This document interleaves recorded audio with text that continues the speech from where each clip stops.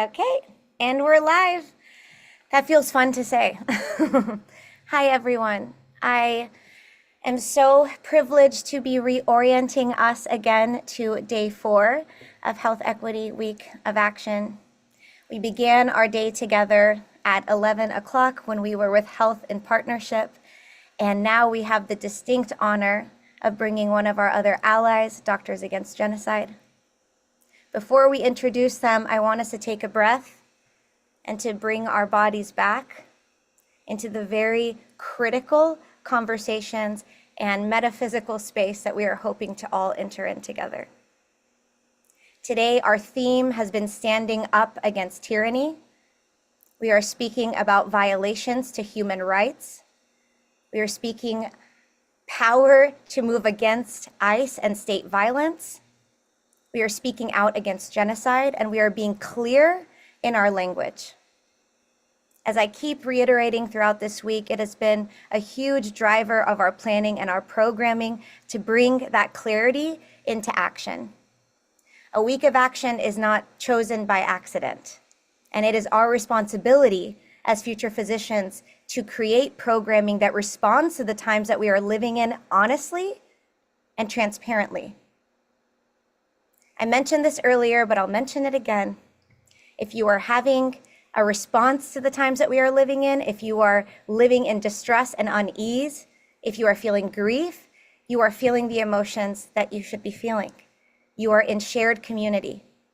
It is normal to have that reaction to what we have been seeing.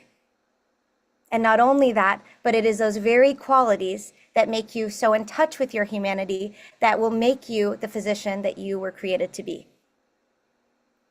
Medical school and medical institutions can often perpetuate disillusionment with that, asking us to let go of our values, to be fearful of speaking out. And yes, as we've been talking about this week, strategy is important.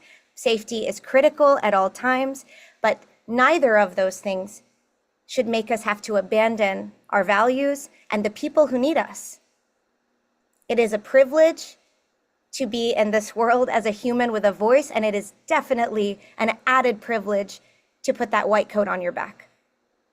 And so how are we going to respond to the issues that matter and build ourselves up now before we're training so that we can know what it means to stand up, look tyranny in the eyes, and say we will not abandon ourselves for you. So without further ado, I'd like to pass the torch to the incredible Amir. Thank you for being here with us, honey. And then Dazag. Thank you. Thank you so I much. think Maisa and a couple of people are waiting. Please, if you let them in. Oh, everyone should be able to get in now. The host, the waiting room is enabled, so they can come in. Okay, Amir? Thank you doing such a great introduction. My name is Amir Azar, and it is my honor to welcome you guys to this session. Today, we're joined by an extraordinary group of speakers who bring a deep experience at the intersection of medicine, human rights, and global solidarity. From George Washington University School of Medicine, we have Sharad Wertheimer, Bryn Derecki, Narayan Spar, and joining them is Dr. Nadal Jabor and Dr. Karame Kumerli from Doctors Against Genocide. Our session today will focus on a critical question. What does it mean for health workers to refuse complicity in systems of genocide, occupation, and mass disposition, and instead use their skill and their positions and their institutions in the service of collective liberation? You'll hear from DAG organizers about building transnational networks of solidarity, challenging the ways that the language of health is weaponized to justify state violence, and taking action within our medical schools, hospitals, and professional bodies to demand accountability.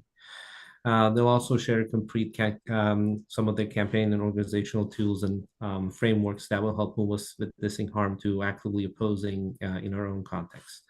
So we do have our resources that'll be available later on for Doctors Against Genocide and Medical Alliance Against Genocide as well. So with that, I will pass down the torch to Dr. Jabal if you want to do an introduction, and then our wonderful medical students. Thank you.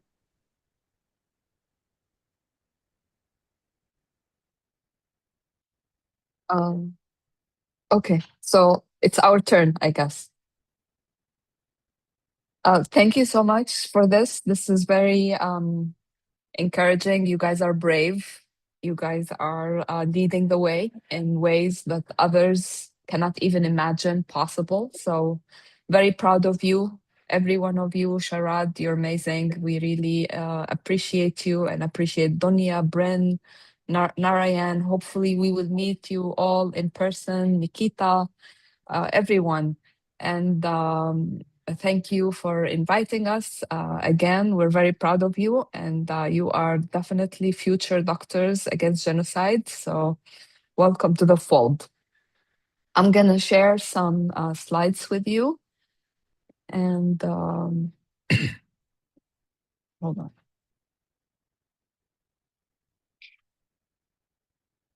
Can you see my screen? Yes, we can. Thank you. All right. So, why Doctors Against Genocide? It is because genocide is a public health crisis. As you know, it has affected health in Gaza, in Sudan, in Congo, in Tigray, in the Rohingya. Everywhere there are crimes against humanity, war crimes, or genocide. It's truly a medical emergency of the highest degree. Health is a human right.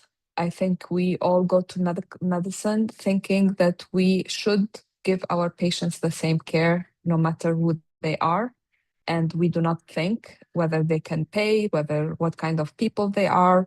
We treat them, we treat patients in shackles who have murdered people.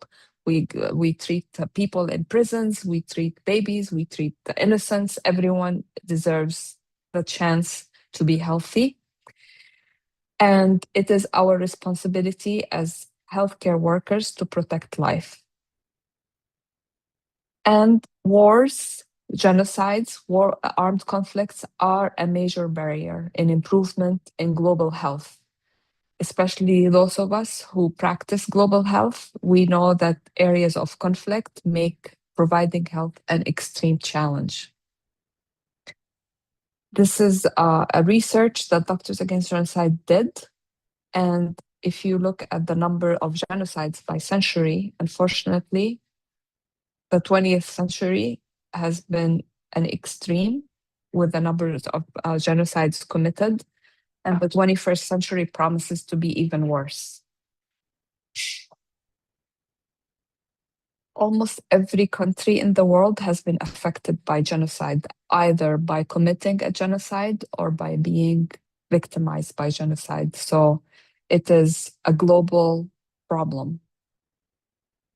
When we compare death due to genocide to death due to war or death due to pandemics, genocides take the lead. And in genocide, it's also not just the direct trauma that kills people, it's also the lack of medical care that is missing. So people who are in an area where there's a genocide, they lose their access to health, they lose their access to routine medical care, access to hospitals, and that makes it an extremely difficult for them to survive. So life expectancy drops significantly. In Gaza, we know that the life expectancy dropped for over 30 years per person, which is a very acute drop. The indirect deaths are very much centered around those who are most vulnerable, like women and children. Right now, while we are all here on our Zoom meetings, 1/4 of the world population lives in armed conflict areas. And the majority of death is in non-combatant civilians. This is also due to the nature of the weapons that we have now as humans. And some of these weapons are so easy to use with AI and technology that people don't think twice about killing people. Forcibly displaced people also are much, much higher than we have ever seen before. especially with climate change. 123 million are forcibly displaced. 72 million people were internally displaced in the past 1 year. That is a very significant number. People who are internally displaced, believe it or not, fare even worse than those who are externally displaced because they continue to live in the area of conflict and violence. So they cannot escape to an area that is safer. We know that in Al Fasher, we have seen that in Gaza, and attacks on healthcare have intensified. We have seen attacks in Ukraine, Sudan, in Gaza, of course, where it's massive. And it seems like it is becoming a pattern. In Iran, doctors have been attacked and hospitals have been violated by internally by the government itself. Malnutrition is one of the highest risk for death and bad health in areas of genocide, and it affects mostly kids and elderly, especially those who are sick. And unfortunately, starvation has been used as a weapon. Now, 8 out of 9 between famines between 1990 to 2025 that caused over 50,000 deaths were related to armed conflicts. Most of them are almost all of them are in the global south: Somalia 2, Sudan 2, Malawi 1, Uganda, DRC, and Gaza. Starvation itself is a medical problem of the highest degree because it affects health throughout life. It not only can cause death, but it can cause cognitive decline, infectious diseases, likelihood, immune deficiency, delayed wound healing, mental health, reduced financial independence in the future. Chronic diseases, diabetes, and hypertension are much, much higher in people who have been exposed to violence and malnutrition. We, as Doctors Against Genocide, we were formed because our mission is to mobilize the medical community to oppose war crimes, crimes against humanity, and genocide. How do we mobilize our community? We educate, we advocate, and we do community support. We work in Congo. These are pictures of some of the women with their consent, some of the women that we support in Goma. These are women who have been violated sexually. Many of them have been banned from their communities because of stigma. They do not have money, they have children to support. We support them with food, with shelter, and we also support them with education for them and for their children. Many of them are themselves children. I'm just going to talk, I think this slide came out of nowhere a little bit, but the US, our country where we pay taxes, has been brutal in genocide. This is the numbers, the genocide in Gaza in numbers. $32.1 billion were the approved military sales to Israel since October. Most of them, Boeing. Boeing is one of the companies that makes the fighter jets. $20 billion. Their stock went up, skyrocket. So it's a business, and people are making money out of killing others. Gaza is one of the major areas where we work as Doctors Against Genocide. We are of Palestinian origins, and one of the reasons why we started Doctors Against Genocide is because we became very alert and very aware that there are signs and symptoms that are leading to the genocide of our people in Gaza. Unfortunately, our prediction came true. And in Gaza has been an extreme case of genocide where most of the children is in particular, the number of children killed compared to other conflicts has been significantly higher than ever before. So we recognize genocide as a disease. We recognize it as an epidemic that thrives in an environment of neglect, inequality, and hatred. It is lends itself to primary care prevention mechanism. So if you detect the signs and the symptoms at early stages, you can actually reverse course by stopping them if you have the right mechanisms in place. Reporting, legislation, policy change, policy making. Action should be taken at the earliest credible sign of mass violence or systemic oppression.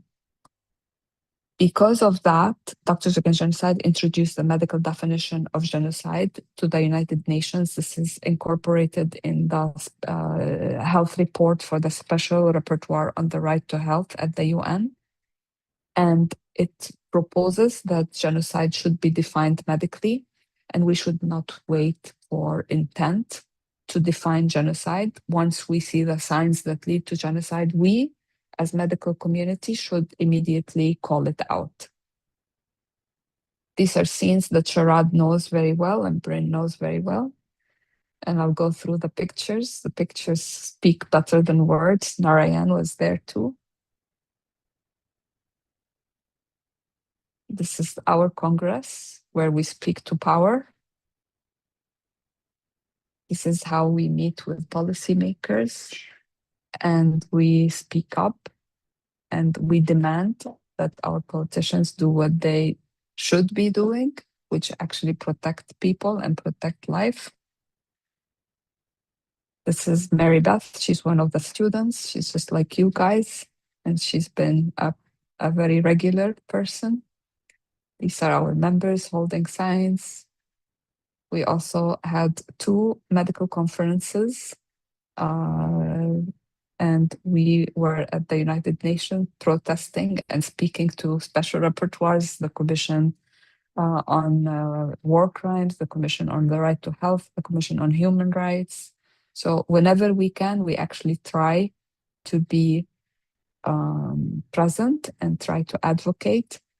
Dr. Abu Safiya is one of our colleagues who has left a stamp on us at Doctors Against Genocide. He was one of the first doctors from Gaza who connected with Dr. Jbour, and we had him on our webinar. He was pleading to President Trump to protect his hospital and prevent it from being destroyed by the Israelis. He was pleading. He put his speech on our webinar asking and begging, please let the children be in the hospital. Unfortunately, he was detained and he was incarcerated, and he is still violently detained right now. We had many campaigns that many of you know about. We, both of us, Dr. Jbour, myself, we got arrested because we spoke up against this guy there in the picture. Rubio was not a good guy. And these are some of the pictures of our partners in Gaza, the visually impaired community, the children that we are feeding, the women in Congo. This is our team in Congo. We're very proud of our teams in Congo. They're really cool and they have the best pictures ever. And this is, we also do medical days. We were in Egypt where we saw some patients together who are evacuated from Gaza. This is Dr. Hamad Qaziz. He was in Gaza with a mission. We stand against genocide, and we hope you all will stand with us and become amazing doctors against genocide, all of you. Thank you so much. Thank you. Great presentation. Dr. Jbour, you want to add anything? I think before- Rama before covered I it say- all. I just want to thank you. Thank the medical students. You are really inspiring us, and you are the future. And any investment in the student is really, something we should take very seriously. I can add a few things. First of all, thanks for the American Medical Student Association for holding this this function. It's really important, and it says a lot about your courage. So we are grateful for you guys. We're talking about the medical complicity in genocide, not as an abstract and not as a history, but we are talking about it as a real present day medical, clinical, and moral emergency. We are not just reading from history books. This is something that we as a medical community are facing now, and we should confront now. These crimes, whether it's fascism at home, genocide overseas, war crimes, these are not just political failures. These are medical failures too, as much.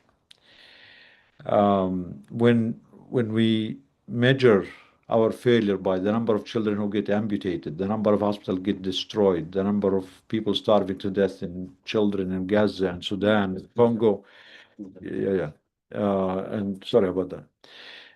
I mean, these are just tell us the enormous amount along with our political system is committing. So this is very unfortunate. And medicine has the two options: either to be complicit in these crimes or to resist and speak up and try to defend life, which is their own moral obligation. But unfortunately, the complicity also, it's not about pulling the trigger. You know, don't see maybe hospitals going, you know, committing genocide and committing these things. So the complicity in the medical system is a little bit different. It shows like our institutions partnering and investing in weapon manufacturing companies. Our institutions and medical associations refusing to name genocide and war crimes because that might be political. Our institutions are weaponizing health to justify siege and starvation. Our institutions and researchers talking about Palestinian lives, Sudanese lives, Congolese lives, immigrant lives, Yemeni lives as case studies, not as human beings. That's important too. Many of the people who think they are trying to help Gaza, do research about Gaza, hurt us.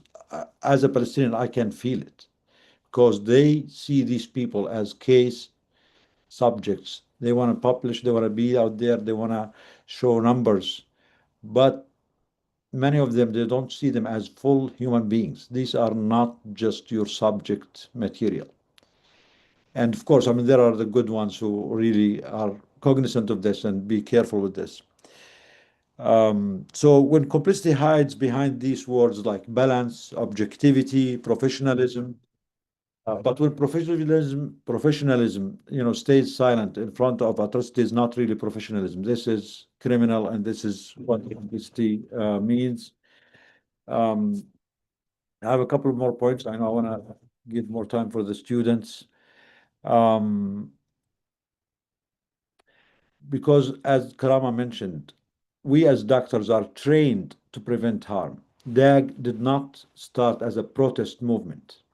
It started out of clinicians trained to prevent harm, to see signs and symptoms and to warn from them, try to prevent it. Because if we don't prevent it early and wait until the illness happens or manifests in full manifestation or late stage, we are already too late. So as doctors, as ethical workers, we always should be on the forefront of learning as scientists, as doctors, and warning from these crimes early on, at the beginning of hate speech, dehumanization, demonization, all these things. And finally, I mean, this session is not about despair. It's about agency, because the medical community, healthcare workers, they do have leverage in medical schools, in hospitals, in journals, in professional societies, in licensing boards, in global health institutions. We are not helpless. There's a lot we can do if we unite and work together. And for the students, you are not really too early in your career to speak. This is exactly early enough for you to change what kind of medicine you inherit and what kind of doctor you want to be. History will not ask you were you careful with your words, but it will ask you if you speak with words. Medicine has failed before in apartheid, in colonialism, in eugenics, in forced sterilizations, in silence during genocides. But medicine can also redeem itself. And that's what we are entrusting you with. We can still redeem it. It's never too late. If we can save one life, that is a life that we did not have. But again, redeem itself not through statements or through silence or complicity, but through real action. And we as Doctors Against Genocide are here supporting you, full support. We believe that medicine that does not defend life universally, it becomes a tool of power instead of a profession of care. Thank you again for this week, for this action. Thank you for refusing silence. Thank you for your courage. And thank you for helping build a medicine worthy of our humanity. Thank you. Thank you so much, Dr. Jabour. Always the wordsmith. No, truly, we so appreciate your leadership, and Dr. Karam as well. So now we'll take a little bit of time as medical students to speak about how we've gotten involved with DAG's work. Again, my name is Sharad. Narayan, Bryn, you just want to introduce yourselves quickly once more? Yeah, I'm Narayan. I'm a first year. And my name is Bryn. I'm a second-year medical student. Oh, yeah, let me share these slides. All right. All right. Can everyone see those slides? Yes. All right, great. Okay. So really the way that this started was by students like me and Bryn wanting to get involved and speak out against the genocides that are going on, especially, I guess, the genocides continuing to happen in Palestine. And I think that at least one personal note that I wanted to add on to Dr. Jabour's point is about this concept of sort of redeeming the soul of medicine, and also living up to what our oath is as future physicians of doing no harm. George Washington, first of all, our opinions are ours alone. We do not represent George Washington's opinions on this, just for clarity on that. But Bryn and I, we both attended the yearly talk that we do, that all of our medical students have to attend at the Holocaust Museum.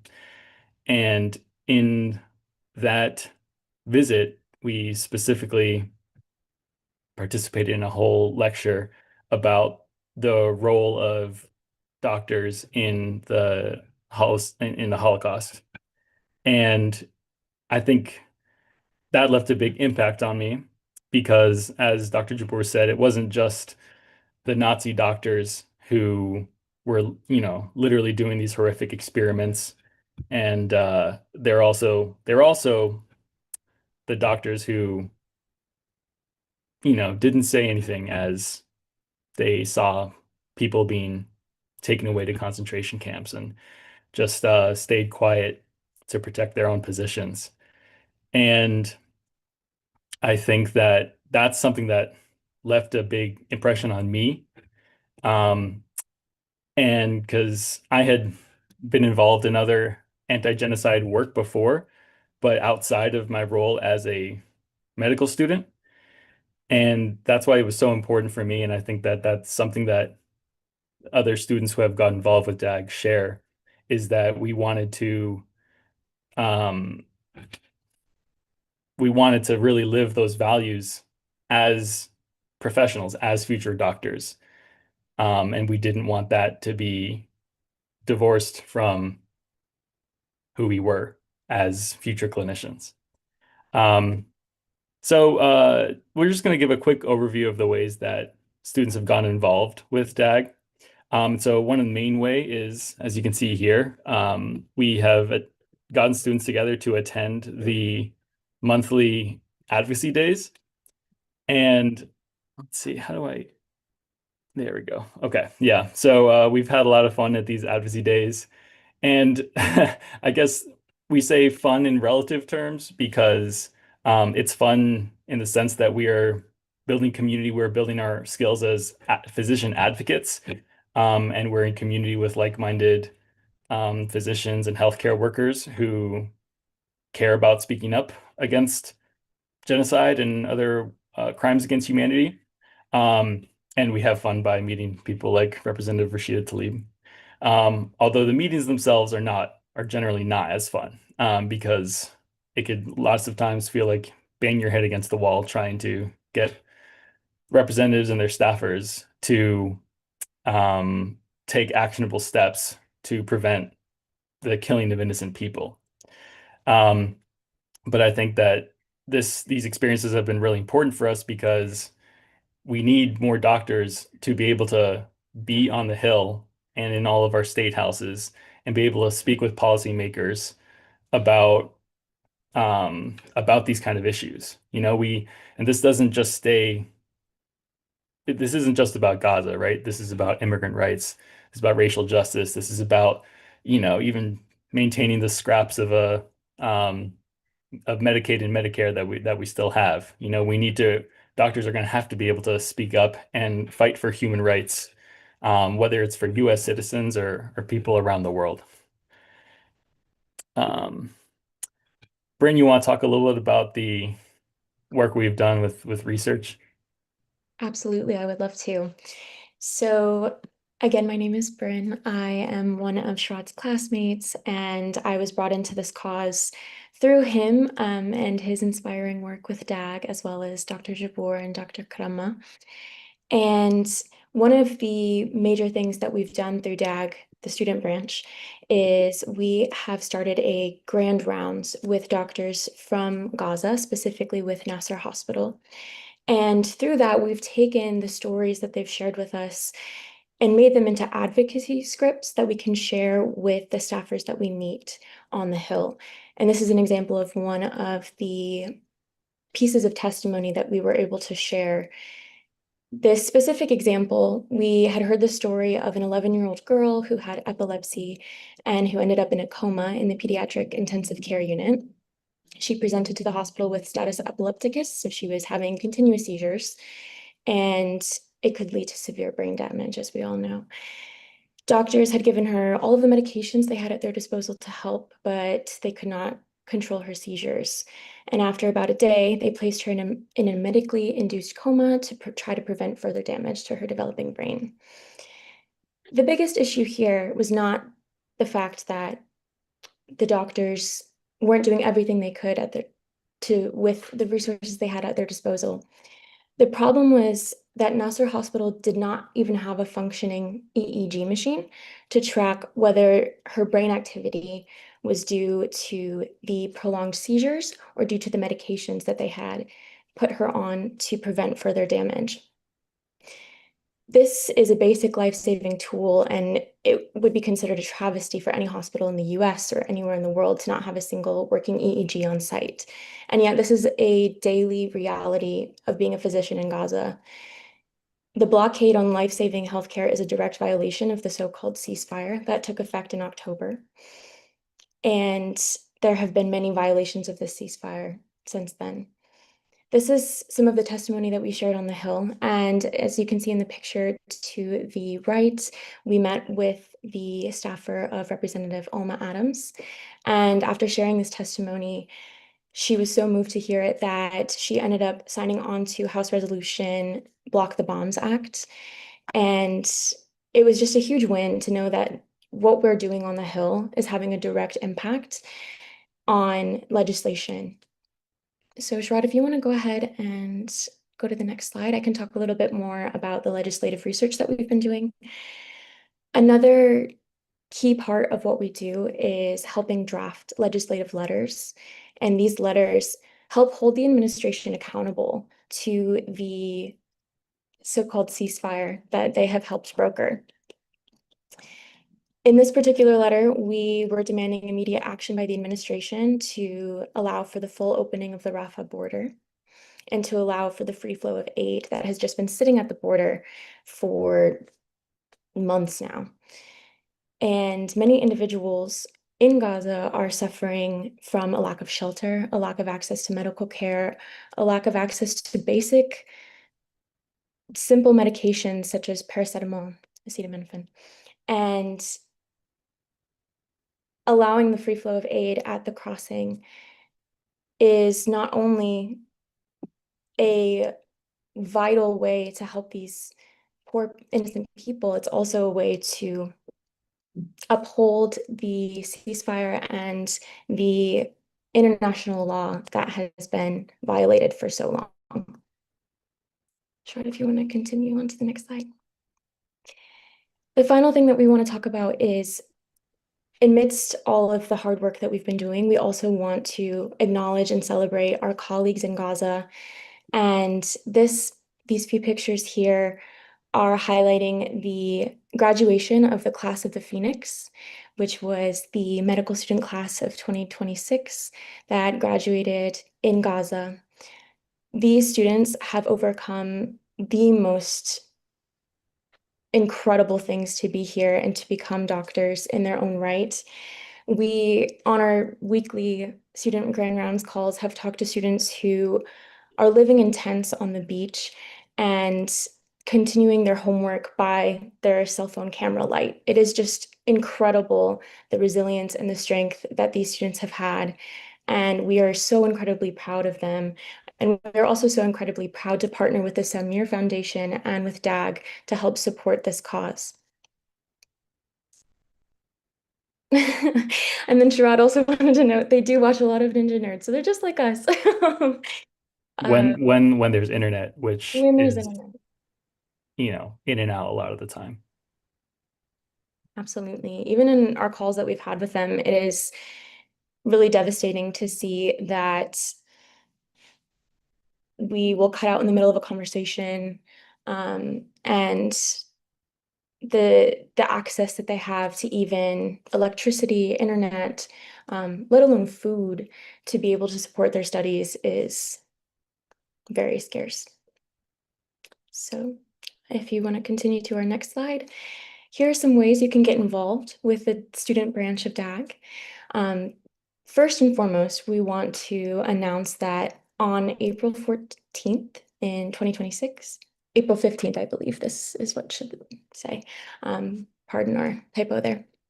But there will be a call to have 1,000 white coats on the Hill. And this call is in response to a representative we had met with who had told us as an organization, if you can bring me 1,000 white coats, I will give you whatever you want. I will make whatever wish you have come true. So we are owning up to that. We are trying to recruit as many white coats as possible, whether it's healthcare professionals in nursing, in the medical profession, in public health. We would like to get as many people to join us in our mission to condemn genocide as a public health crisis. And this will be taking place on Capitol Hill in DC. You can scan the QR code there to register for Advocacy Day. And you can always contact us for more information as well. Dr. Jabbour, would you like to say more on this? No, you said it all. I'm proud of you and Sharad. Yeah, so this is really good. Thank you so And much. actually, that was our dream for the last 2-3 years. Since November 2023, we wanted to achieve this, and unfortunately, we have not been successful so far. But now, with your help, and more people are waking up, more people are mobilizing, and also seeing that what we warned from all along, that what our governments commit overseas eventually is going to come back and haunt us at home. And there's a term for this. I forgot the term. Boomerang. Yeah, it is boomerang. Okay. So we hope that our, colleagues, doctors, nurses, medical students, any healthcare worker mobilized to move this because they are coming to our hospitals here. They are killing our nurses here or trying to protect the civilians. They are coming to our spaces. So it's not just Gaza hospitals are not safe. No, USA hospitals are not safe. The ICE can come to you at any hospital, any institution, any ward, any clinic, and take your patients or abduct them. I mean, this is hitting home. It's coming to our doorsteps, and it is time for us to mobilize. And honestly, I know, doctors, we don't have weapons, we don't have guns, but there is a status for doctors, for healthcare workers. People do still respect us because they gave up on politicians. They don't respect politicians anymore. With all what's happening, the news about the politicians, I mean, their legitimacy is zero. If there is any segment in the society people can still trust, if we do the right thing, which we still need to lead on this to do our job. It will be doctors, healthcare workers, and a mobilization like this, having a significant numbers of healthcare workers joining, going to DC, I mean, is a statement. It can have a lot of impact, and it opens a lot of eyes and adds more pressure on the politicians to hopefully do the right thing. Yeah. So, but thank you, Bren and Sharad. You did amazing. Thank you. I wanted to give a chance, poor Narayan, we forgot to give you a chance to speak. But I wanted to give you a chance to say something, especially because Narayan is one of the leaders in the first year class, and so he's been helping to build on the work that Brendan and I and others in my class started. So yeah, do you want to talk about your reflections of getting involved with DAG, and especially maybe on your experiences like getting more first year students mobilized Yeah, of around it? course. I didn't want to interrupt you guys. It was such a good flow, so it was great. But I want to say, yeah, so to just in getting into medical school, there's such a push nowadays on not just being good at science and math. It's now you have to know a lot about the world and you have to write essays about how you care about things happening and around you. And then when you get in, there's suddenly a cultural shift of people led by fear. It's like, oh, now that you're in here, don't talk about anything, you know? And that's what I felt as soon as I got into medical school. I was like, this is supposed to be all these people that really care about the world. And then what happened? Like once we're here, I just didn't feel that same drive. So I was lucky enough to meet Sharad and Bryn, and I found this outlet. And honestly, I was initially fearful. I was like, oh, this is you mean we have to stand up for something? Like, can we do that anymore? Like, and then I went again because I had so much fun, and I realized like this is exactly what we have to do. As Dr. Jabbour said, like we have this power now, and I'm 24 and I go in these meetings with these these staffers of representatives, and they listen to me because like Congress is out of touch, let's face it. As we've said, like politicians really are kind of out of touch. We all have the same algorithm. We see these videos. You can't assume the Congress people do. So we go in there and I tell them like this is what the young people want. This is what our frustrations. And sometimes when you say even basic things like the aid isn't getting into Gaza, they won't know that. They'll just assume, oh, Trump did a great job with the deal. It's getting into Gaza. It's like, it's very common in the news now, something said and there's no support for it. So I just think it's been the coolest experience, especially being here in DC, getting to actually stand up for something with an organization that cares.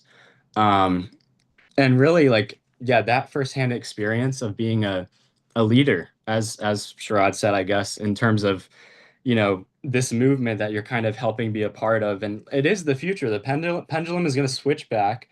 Like we're going to have this room once the Trump people are out of office. There's going to be this massive void of people who care about the world, and it's our job to really fix it. So I just think this has been amazing for me to be a part of, and I encourage anyone to stand up for anything because really, yeah, it doesn't matter if you're not the best speaker. It's just, did you speak, as Dr. Jabbour said. So thank you. Thanks, Narayan. And just I think for me, one last note before we'll open up for questions is that it's true that this pendulum will swing back, but with the pendulum, the force that swings it back is gravity. But with this pendulum, we actually need to be the force. Our collective work together is what will force and, like Dr. King said, bend the arc of moral justice. It's not going to bend itself as much as we would love to. But we can, and even part of that force. And with that, I think, yeah, we have 15 minutes left for questions, and we'd love to. Jamie did ask a question in the chat. I see, speaking on that fear, did any of y'all get any pushback from your institution starting DAG? So Sharad, do you want to talk about that? Yeah. So the way that we went about this, the truth is that we knew that it was probably going to be very unlikely for us to get DAG approved as an official student group. So we didn't really try. There are other universities that have different sort of political situations where they have been able to start official medical school clubs like that. But we sort of did this very informally. The way that I started actually was by, I first went to a DAG Advocacy Day, met all these people, saw the amazing work that they're doing, and realized that there were very few medical students involved. And so I said, let's try to get medical students here in the DC area to come out to this. And I started by just setting up a Zoom call with several of the members of DAG who had actually just come back from medical mission. And so we did this like completely non-sponsored by any student org. So we didn't have to ask permission or anything because it probably wouldn't have been granted. And we just basically did it by word of mouth, just created a little flyer and Zoom link and just people texting people. And I still remember that first event because 75 people showed up to that event, medical students between GW, Georgetown, and other medical schools in the area. And I think that to me was huge because it makes you realize that medical students care, more than maybe you would think. There are a lot of people who, like Narayan said, we're all seeing very similar Instagram feeds, but people are very hesitant to speak up for different reasons. And so what we tried to do is we tried to create opportunities for people to engage in ways that felt safer to people. And we also have various different ways that we're doing this. So for example, we have people going in person to advocacy days, but then we also have people doing more back-end work, like doing this legislative research, meeting with Gosman medical students. And so that allows people who have different levels of, personal risk that they want to engage in, and also different levels of, time commitment that they're willing to put in to actually take part in what we're doing. But we're still not an official student organization. We're just operating as a student branch of DAG, which is technically, they're a nonprofit 501c3. Yeah. And I don't know of any, I'm going to jump on that. I don't know of any student organizations that go into Congress once a month and meet with staffers. So I don't think there's necessarily a need to even be school affiliated. Like what we're doing, it has been so cool without that. It's honestly just, what's the need? I want to mention the power of what you just stated, because so often as students, as a symptom of our institutions as well, we are programmed to believe that to make something a thing, we have to go through our schools. And that is also a part of that lie. Like you have proven that. And you've been so much more effective than many, in-school brands are. So thank you for reminding us of that agency. Yes, thank you, Jeff. Other questions, please feel free to come off mute or... And especially just like right now, I mean, schools are so afraid of doing anything that could possibly threaten their funding that they won't even speak out about stuff that you wouldn't think that would be bad to speak out of, like they just, and I could rant about that, but in any case, yes, Please. we'd love for more questions. I'd love to hear your rant. I do have another one because my institution has been so hard. We actually got a petition out to talk about it, and we spread through word of mouth and social media and everything. And then after that, something happened, I think, and then we've just not had the engagement. So how do you keep your engagement going throughout this whole entire time, not without being official? Like I've sent a few texts. I sent that actual your 1,000 coats on the hill to the group message, but that's all like we don't really have any more engagement anymore. So how do you keep your students engaged? Yeah, I can speak to this question, and thank you so much for asking it. I feel like the hardest part is keeping students involved. But I will say I have to commend Sharad. He is truly a master organizer. I've always joked that he's like the dendritic cell of our group. He's like constantly connecting and networking people. He is just truly so amazing. He will genuinely text individual people one by one saying, "Hey, are you going to show up to this? Hey, I have this idea. Hey, let's do this." I think that is the best way to get people engaged, is just to hold them by the hand and very gently, perhaps not so gently, drag them along into these events if you know that they are interested, if you know that they're an ally.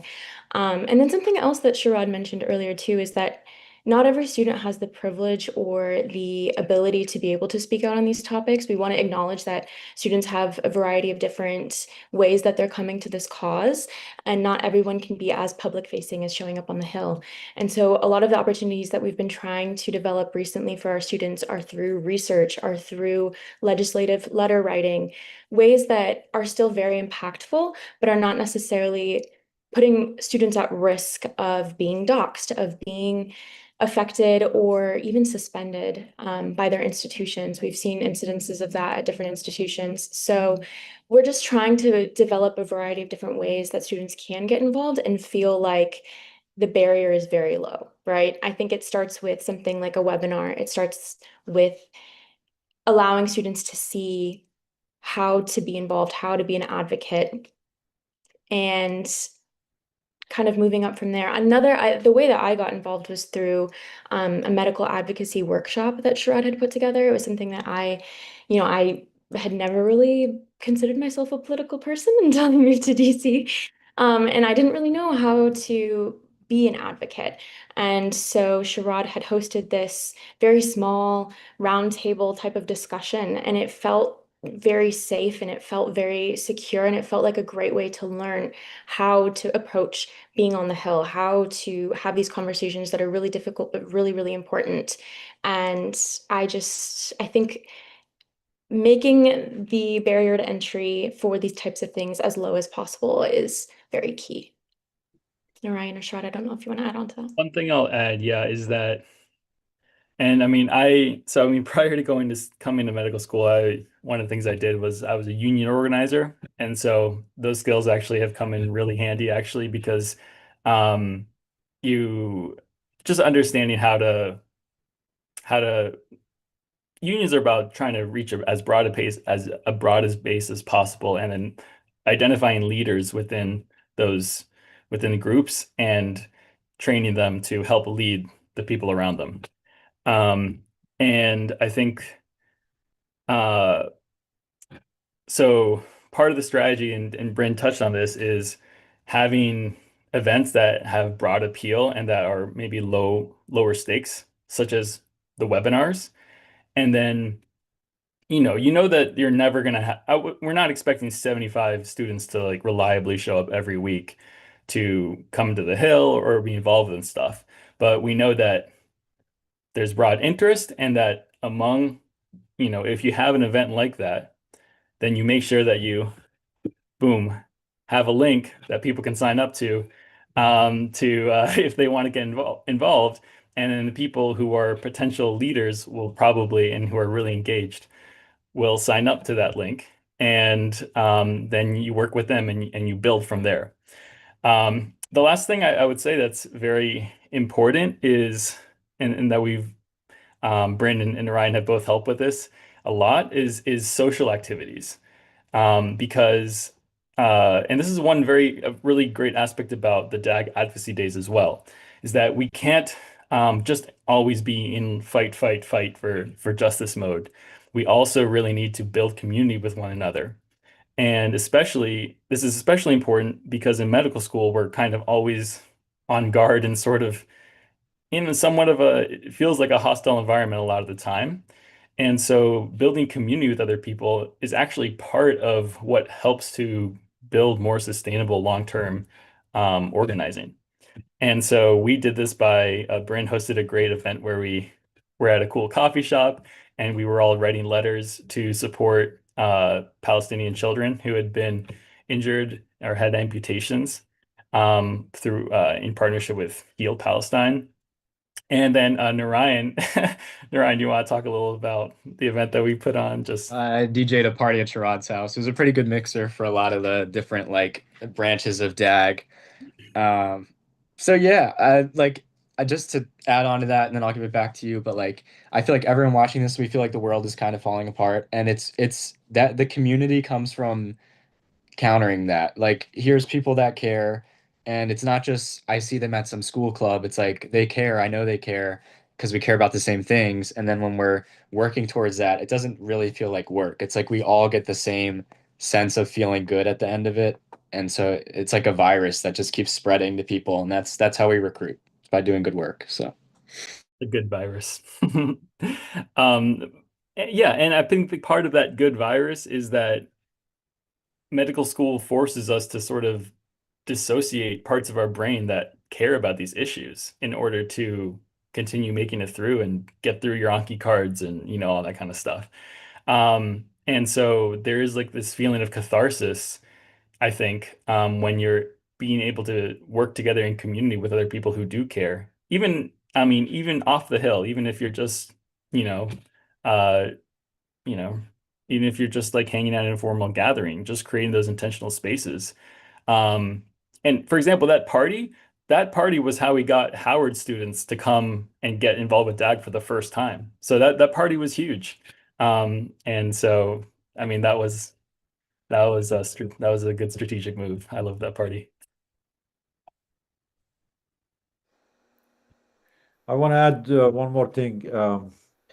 I know in medical school, I mean, we're all used like it's a top-down, setup. Students go, you have the attending, you have the professor, you learn from them, and you're all the student.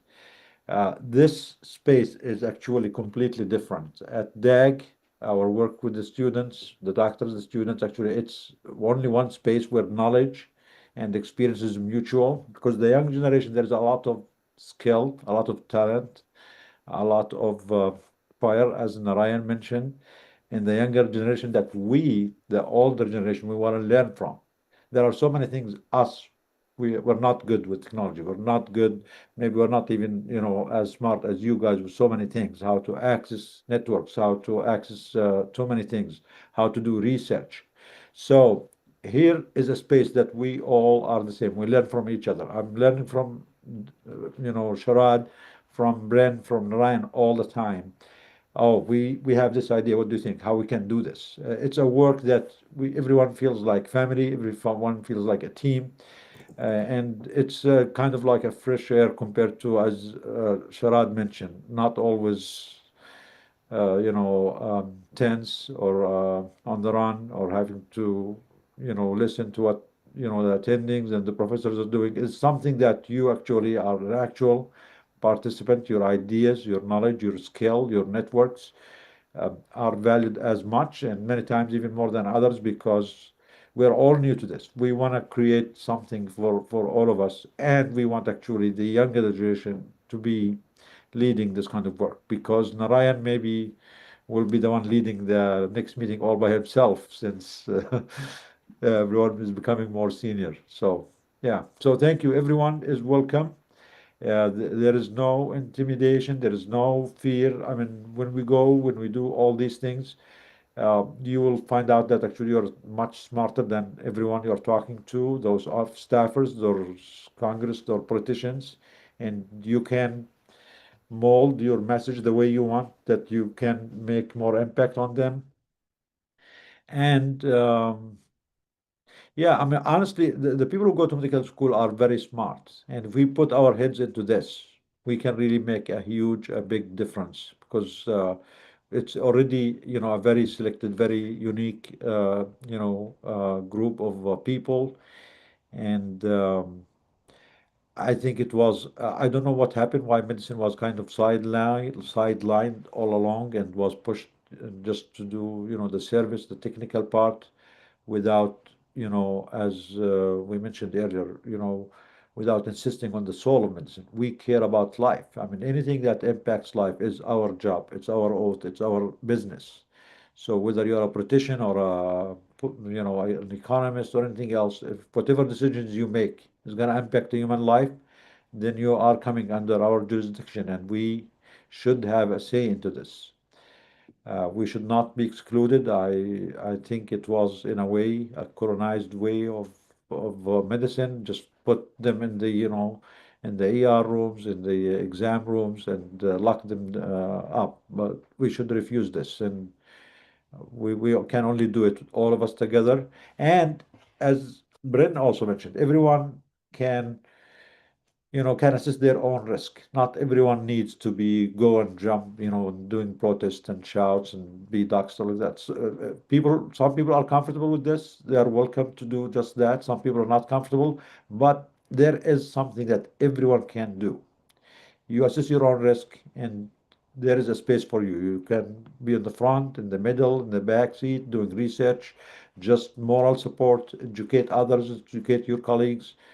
It all counts, it all builds up, and we are up against a very well oiled and structured system. So it's not going to be an easy thing. We're not going to win overnight, but every single colleague that we move or bring to this space will add some strength. And more important, it's doing something we enjoy. It's not, I mean, I don't accept medicine that will stay silent and not be part of what's happening in the society. I just don't feel myself as a doctor, as a human being, taking this role. So in a way, they say, if you do something you're passionate about, no matter how hard is it, no matter how successful is it, as long as this is what really speaks to your heart, then it is worth it.